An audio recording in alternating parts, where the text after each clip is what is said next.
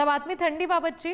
राज्यामध्ये मागच्या काही दिवसापासून थंडी गायब आहे। राज्यातील कमाल आणि किमान तापमानात वाढ होतीये, मात्र पुढील आठवड्यापासून राज्यात थंडी वाढेल असा अंदाज आहे।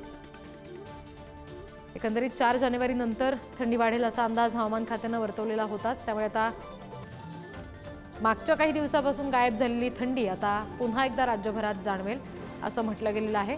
राज्यातल्या कमाल आणि किमान तापमानामध्ये वाढ होणार आहे।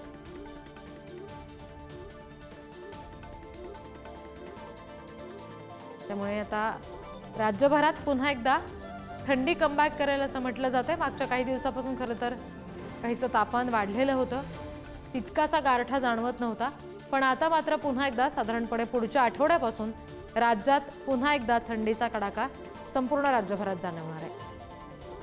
आणखी तपशील घेऊया प्रतिनिधी ज्ञानेश्वर चौतमल यांच्याकडून। ज्ञानेश्वर, साधारण कधीपर्यंत हा सगळा थंडीचा कडाका सुरू होईल असं हवामान खात्याकडून सांगितलं गेलंय? कुठल्या सूचना याबाबत शेतकऱ्यांना विशेषतः दिल्या गेल्यात का?